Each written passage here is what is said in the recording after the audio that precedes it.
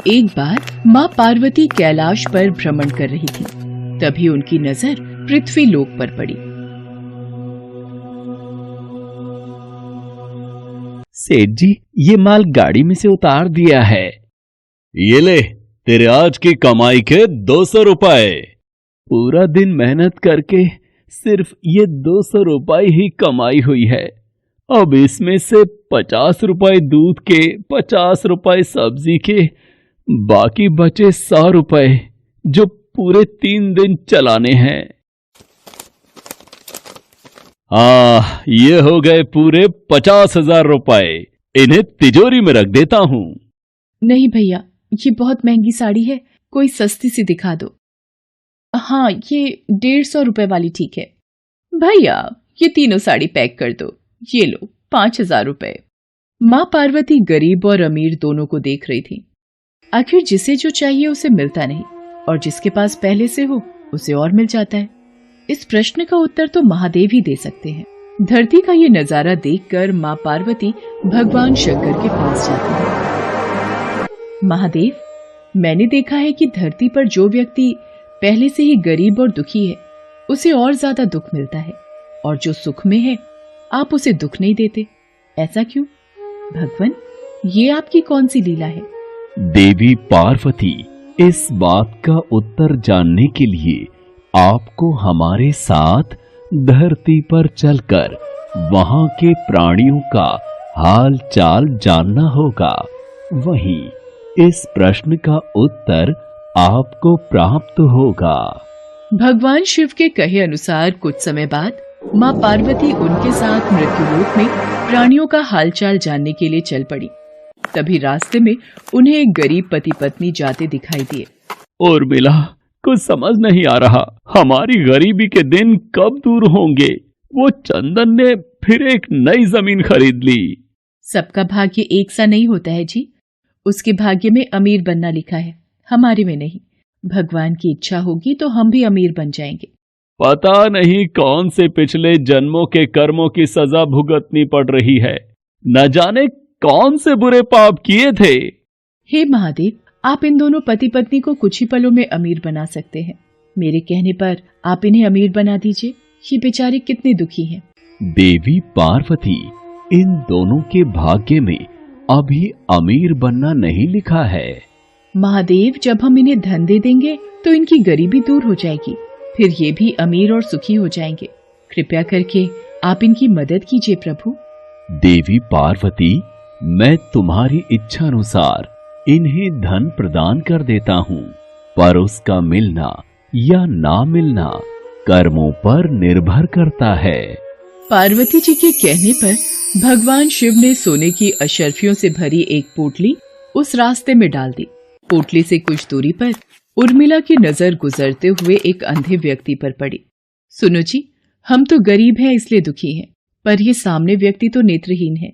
एक बात समझ नहीं आई, ये नेत्रहीन लोग कैसे जीवन व्यतीत करते होंगे? हाँ, बड़ी मुश्किल होती होगी उर्मिला इन बेचारे नेत्रहीन लोगों को। चलो आज हम भी अंधों की तरह चलकर देखते हैं, देखें ये कैसे जीवन जीते हैं। उर्मिला और सूरज आंखें बंद कर एक दूसरे का हाथ थामे चलने लगे। सोने की अशर्फियों की पोटली रास्ते में ही पड़ी रह गई और वे दोनों करीब से गुजर गए। भगवान शिव बोले, देखा देवी पार्वती, इनके भाग्य में अभी गरीबी ही लिखी है। हम कुछ दिन धरती पर ही रहेंगे। यहाँ मनुष्य रूप में रहकर मैं तुम्हारे मन की सभी शंकाओं को दूर करना चाहता हूँ। भगवान शिव और देवी पार्वती ने मनुष्य का रूप धारण किया और पति पत्नी के रूप में एक गांव के पास डेरा जमाया। शाम के समय देवी पार्वती भगवान शिव से बोली, स्वामी, मैं रसोई की तैयारी शुरू करती हूँ। यहाँ पृथ्वीलोक में यदि हम रहने आ ही चुके हैं तो हमें भोजन की भी व्यवस्था करनी होगी। मैं चूल्हा बनाने की तैयारी करती हूँ, आप तब तक भोजन बनाने की सामग्री ले आइए। माँ पार्वती चूल्हा बनाने के लिए बाहर से ईंटें लेने गई। चूल्हा बनाने के लिए मुझे ईंटों की जरूरत है। ये एक जर्जर और टूटा मकान दिखाई दे रहा है। इसकी ईंटें मेरे काम आ जाएंगी, यही ले लेती हूँ। चूल्हा तो तैयार कर लिया, महादेव आते ही होंगे। अरे आप आ गए, ये देखिए, मैंने चूल्हा तैयार कर लिया। पर आप खाली हाथ क्यों लौट आए स्वामी? भोजन कैसे बनेगा? देवी पार्वती, अब सामग्री की कोई आवश्यकता नहीं है, क्योंकि जिस प्रश्न का उत्तर ढूंढने के लिए आप आई थी वो आपको स्वयं मिल गया। मैं कुछ समझी नहीं स्वामी।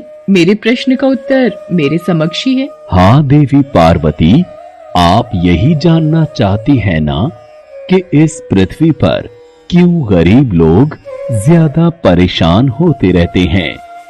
अच्छा ये बताइए, आप इस चूल्हे को बनाने के लिए ईंटें कहां से लेकर आई हो? प्रभु, इस गांव में बहुत से ऐसे घर भी हैं जिनका रखरखाव सही ढंग से नहीं हो रहा है। उन पुराने घरों की जर्जर हो चुकी दीवारों में से मैं ईंटें निकाल कर ले आई। इसका मतलब जो घर पहले से खराब थे, आपने उन्हें और खराब कर दिया, जबकि आप मजबूत घरों की दीवारों से भी तो ईंटें ला सकती थी। प्रभु, जो घर अच्छे और सुंदर दिख रहे थे, उस घर के लोगों ने अपने घरों का रखरखाव बहुत अच्छी तरह किया है। ऐसे में उन सुंदर घरों को बिगाड़ना मुझे उचित नहीं लगा। देवी पार्वती, कुछ दिन पहले पूछे आपके प्रश्न का उत्तर भी यही है। जिन लोगों ने अपने जीवन को अच्छे कर्मों से सुंदर बना रखा है, उन्हें दुख कैसे हो सकता है? इस संसार में हर मनुष्य अपने कर्मों का ही फल पाता है। सबके पास सब कुछ नहीं होता। मनुष्य के पिछले जन्मों का कर्म उसे इस जन्म में भुगतना ही पड़ता है, और यदि वो अपने इस जन्म और आने वाले अन्य जन्मों को सुखी बनाना चाहता है, तो हमें सदैव ही पुण्य कार्य करते रहना चाहिए, ताकि हमारे कर्म उसमें जुड़ते रहें। आपको ज्ञात है, वो मार्ग में उस दिन एक नेत्रहीन व्यक्ति। हाँ स्वामी, मुझे ज्ञात है।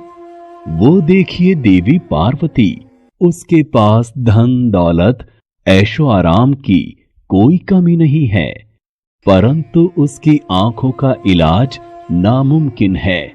ये उसके पिछले जन्म के कर्मों से जुड़ा है। उसने पिछले जन्म में जानबूझकर किसी निर्दोष की आंखों की रोशनी छीन ली थी, इसलिए ये इस जन्म में नेत्रहीन हो गया। पर इसके कुछ पुण्य कार्यों की वजह से ये अमीर बना। और वो गरीब पति पत्नी स्वामी?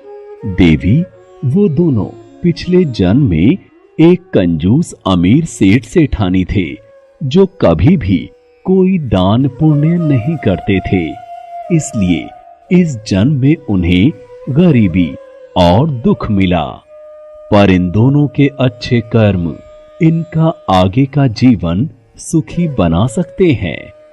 इस पृथ्वी पर कोई भी मनुष्य पूरी तरह से सुखी नहीं है देवी। हर मनुष्य के पास कोई न कोई दुख और समस्या है। मुझे उत्तर मिल गया है स्वामी।